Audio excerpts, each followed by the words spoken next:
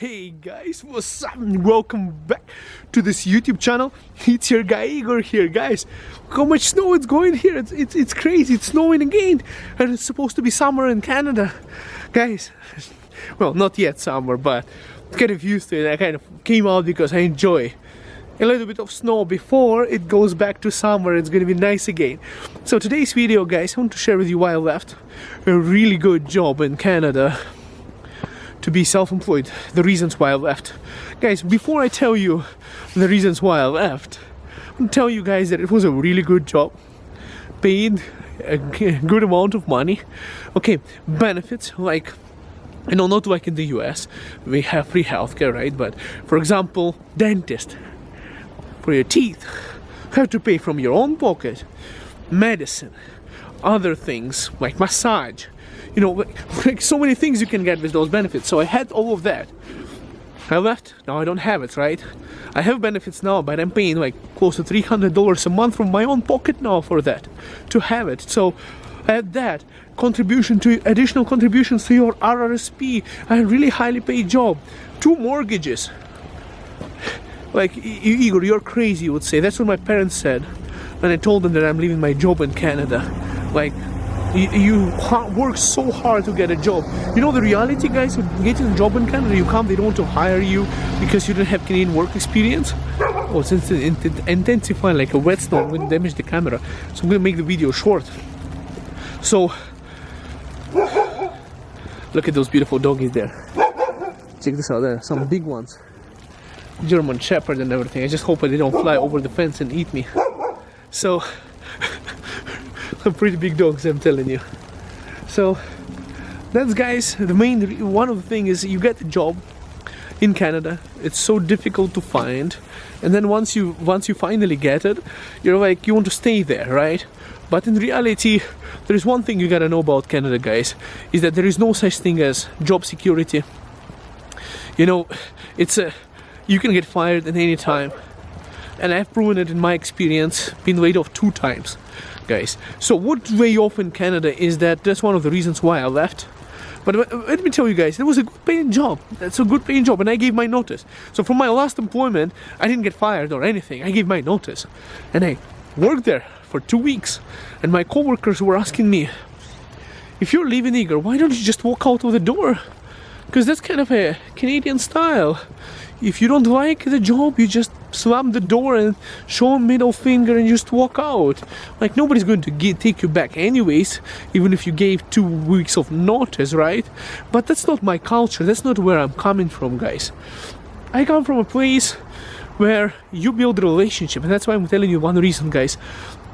You build relationships with the people you work. One of my best friends was my first employer in Ukraine. Yes, I worked there, but we became friends. You know, it's normal in my culture to build that kind of relationships, you know, where that understanding, you know, like when he needed me to work overtime, I would be there for him. When I needed to take some time off, he would be there for me. And, you know, that's kind of the culture where I'm from. Here it's like, you know, once you leave the job, the relationship stops with all the people you spoke to. Majority of them, at least, unless they're from your culture. So you're like, you're working there. Here's the situation, guys. What happened to one of the people I know? It was sad. He retired. So he worked so hard, so many years, over 20 years in the company. When he was walking out, there is no cake, there is no celebration, there is no congratulations, there is not. They're like, bye. Yeah, get out of here, bye. Person just walked out, and, you know, it was sad, depressing. Like, person worked there for 20 years. Like, don't you have some kind of heart for that person, the person that he time they put there? Like, what's going on through your head? You're gonna be a sick person to treat another person like that. You know, yeah, it's a company, it's a business and everything, but the other person is emotional. You get emotionally attached to what you do. You love what you do. You love where you work. So that's not there. It's very disheartening for my culture. You never treat people like that in Eastern Europe. it might be similar stuff in your country. You know, when somebody get fired or laid off, they're like, oh my god, I cannot believe they did that to you. And then as soon as that person out of the door, I've seen that coming. He was lazy, he was been doing a good job anyways.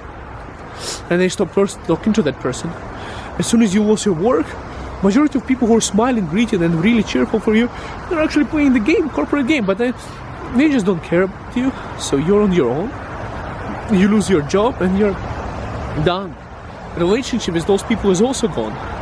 Why? I don't know why. It's some weird Canadian stuff. I have no explanation for that. So it's sad. And that's one of the reasons why I left work, because you don't build that kind of relationship here. You don't have this kind of human connection here in Canada with your co-workers. Guys, you might have it right now, but see what happens when you lose your job. See what happens. You go into an outcast. Untouchables. Nobody wants to deal with you anymore. Anyways, that's one of the things I found out, and I really don't like it. You come with expectations. They demand you to have work experience in Canada, but in reality, you know, once you get a job, you're like, well, look at this. You would be successful, you'd be promoted, you would be encouraged, you would be supported, right, in Canada.